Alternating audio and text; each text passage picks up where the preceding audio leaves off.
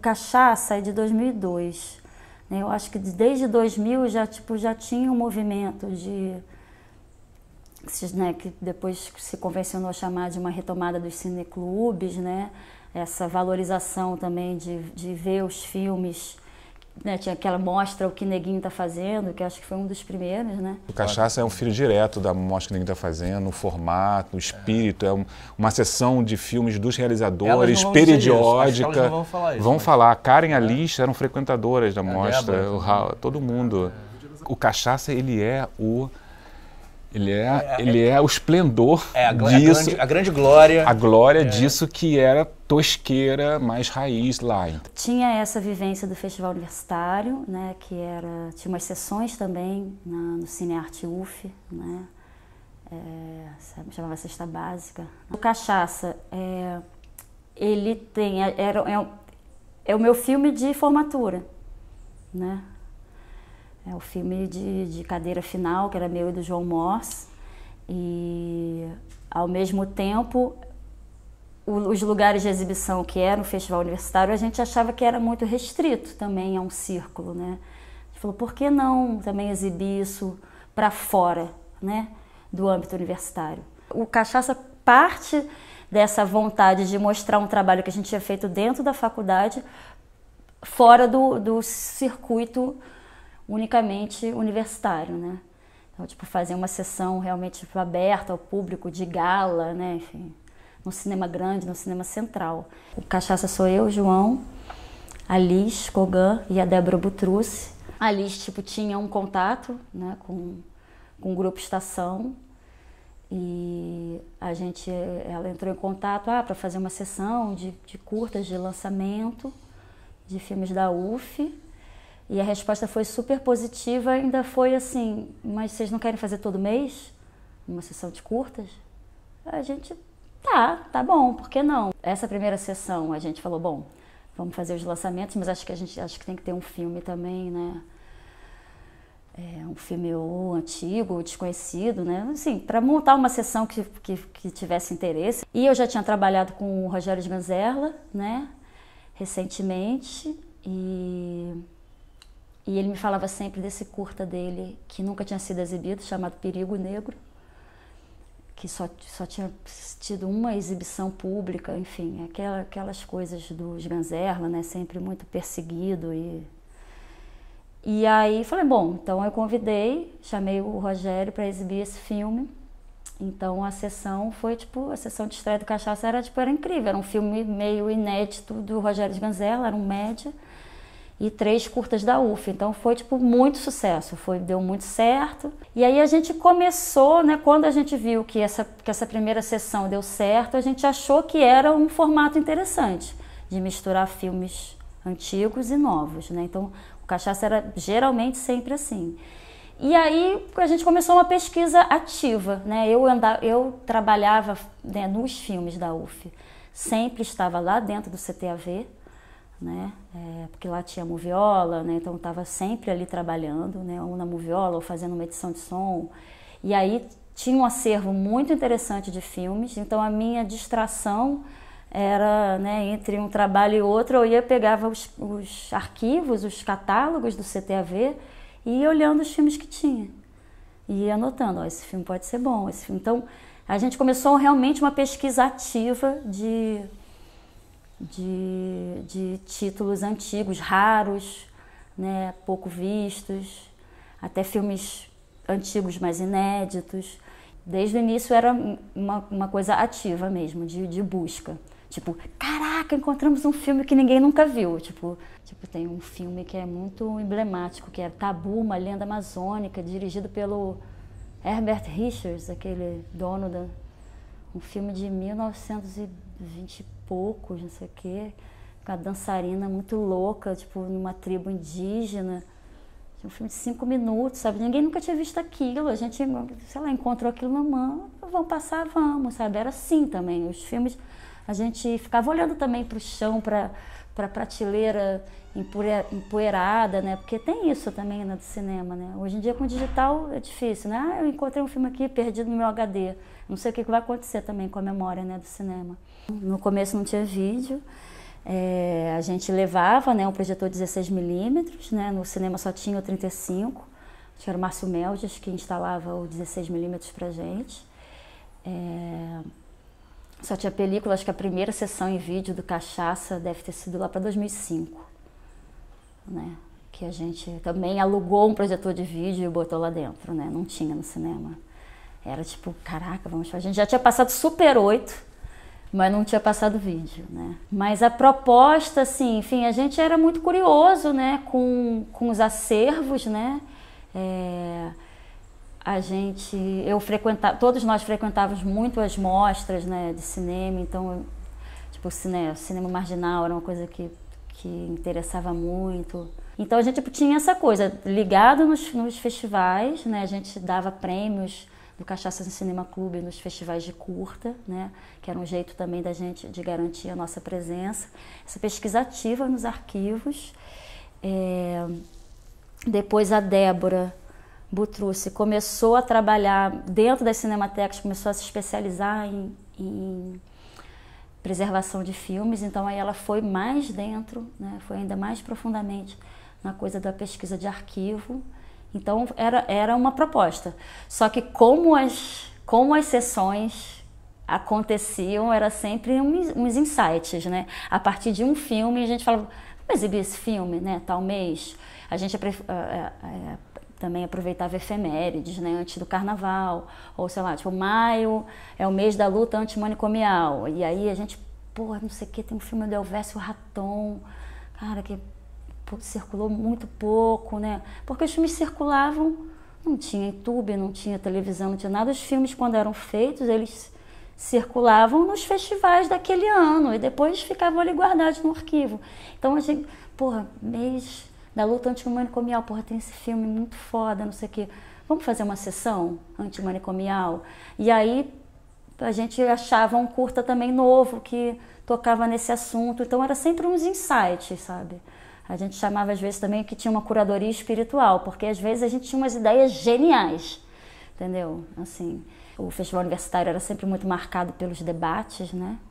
Depois, né, os cineclubes também sempre tinham debates, e a gente não queria fazer esse debate tradicional. A gente falou, não, vamos fazer um debate informal, vamos manter as pessoas dentro do cinema conversando, que o debate vai naturalmente acontecer. Então, essa era a nossa desculpa para fazer uma festa depois, entendeu?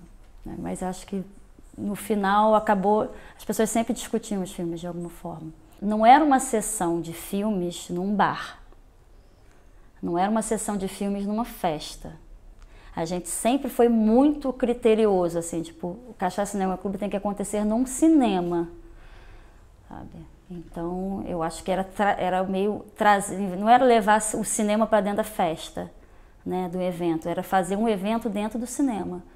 Então acho que pode ser por isso que repercutiu. Às vezes era até uma postura, até uma certa arrogância, assim, mas era uma questão pra gente, tipo, que tinha que ter, né, uma excelência de exibição ali, mesmo que os equipamentos do Odeon não fossem lá grandes coisas, mas a liturgia, digamos, sabe, da coisa, né, de subir. A gente, tipo, tinha essa coisa, tipo, de subir no palco, apresentar as equipes, né, era uma coisa, tipo, também de apresentar quem tinha feito os filmes, aí esse encontro de gerações.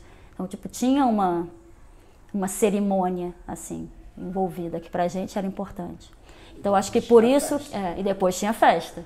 Então, acho que por isso que ficou também tão marcado. Por que era diferente dos outros cineclubes? Porque tinha muito cineclube legal pra caramba, mas, tipo assim, numa festa, sabe? Que também são importantes, mas o nosso era, tipo assim, não, é dentro do cinema.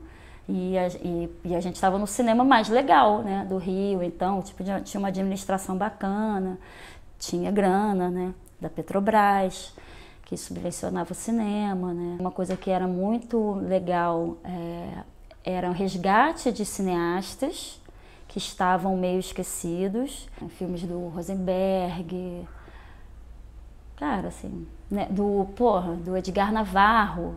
A gente passou Super 8, foi tipo histórico, sabe? Há quanto tempo que não se celebrava o cinema de Edgar Navarro? Ele fazia com uns longas, mas sempre num circuito. Então você joga Super 8 para um cinema de 600 pessoas, tipo, as pessoas foram loucura, sabe? Com o Navarro ali. E era muito, muito bom ver o Capovilla dançando no meio dos jovens, entendeu? Então, tipo, a gente passou filmes do Capovilla, do Emanuel Cavalcante, mesmo dos Ganzerla, do Ivan Cardoso, sabe? Então, esses a gente chamava, né, dos velhinhos, dos coroas, do Nelson, nosso professor Nelson. Então, era muito bom trazer essas pessoas, da Ana Carolina, sabe? Trazer uma outra geração. Acho que também tinha uma coisa de um encontro de gerações, que era bem marcante no Cachaça, que não se limitava só à tela, só aos filmes, assim. Era também uma frequência muito, muito misturada. Na época que o cinema custava R$20, o Cachaça era 4. Entendeu? Então, assim, a gente sempre colocou um preço abaixo. Então, acho que isso é muito importante também. Porque era um evento que, tipo, tinha uma sessão, tinha uma degustação de cachaça e tinha uma festa e custava 4 contos. Entendeu? Então, assim, o que a gente falava, assim, o cachaça, as pessoas têm que ir com dinheiro, com o troco da carteira. Então, era uma coisa acessível, entendeu? Não era um programa, por mais que a gente tivesse, né, universitário, branco, não sei o quê, era no centro e era com um dinheiro que era do troco. Se a pessoa quisesse entrar, aí claro, aí vai beber uma cerveja, coisa, mas se a pessoa tivesse R$4, ela entrava e ia se divertir. Era fundamental que fosse um evento barato, que ninguém deixasse de ir ao cachaça porque fosse caro. Então, acho que também tem isso, porque era tão cheio e tão popular, porque era muito acessível. Também uma coisa que era importante no Cachaça era a localização, né? No cinema de rua, né? No centro. Então, a gente também contava com os desavisados que estavam passando. E aí os desavisados começaram também a saber que uma quarta por mês, tipo, tinha um negócio ali. Então, eu acho que tem um espaço muito de formação de público para cinema brasileiro, para cinema experimental e para curta. A gente tinha, nos primeiros anos, tipo, casa cheia mesmo, assim, pelo menos 400 pessoas por sessão. É muita gente, né? É muita gente, 400 pessoas. A gente via, né, as coisas, a gente conseguia entender já ali, eu acho, tipo, a dimensão do que a gente fazia, assim, porque a gente fez sessões muito, muito incríveis. Quando você passa A Lira do Delírio, pô, fiquei até arrepiada agora, para um cinema lotado de 600 pessoas, um monte de gente que nem nunca viu aquele filme, sabe? Isso é uma catarse coletiva, é maravilhoso. Antes do carnaval, sei lá, tipo, pré-carnaval no Cachaça Cinema Clube com Lira do Delírio. Isso assim, tipo, era sublime, assim, o negócio, sabe? Então era, tipo, realmente pra gente circular, se divertir, mostrar os filmes, entendeu? É de amor ao cinema mesmo, né? Bons tempos, porque eu acho que também aí, acho que vem a outra coisa do momento do país e coisa e tal, que a gente conseguia, isso não era o nosso sustento, né? A gente não vivia, ninguém precisava do Cachaça Cinema Clube para pagar conta. Então a gente, tipo, tinha as nossas atividades, fazia os nossos trabalhos, então o Cachaça era realmente entrega, sabe? Né? Era por e uma certa incapacidade também de ganhar dinheiro, porque se a gente quisesse, a gente poderia ter mantido ingresso barato e ganhado dinheiro.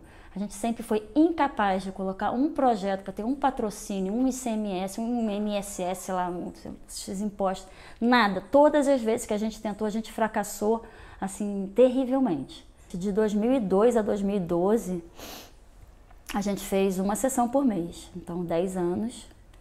Aí de 2002 até 2015, que eu acho que foi a última, já estava mais claudicante, assim.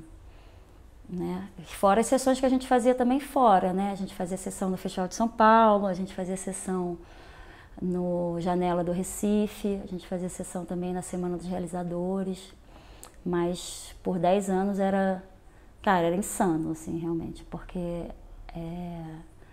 era muito, né? Enfim, era um grande evento, uma grande festa que a gente dava por mês, né?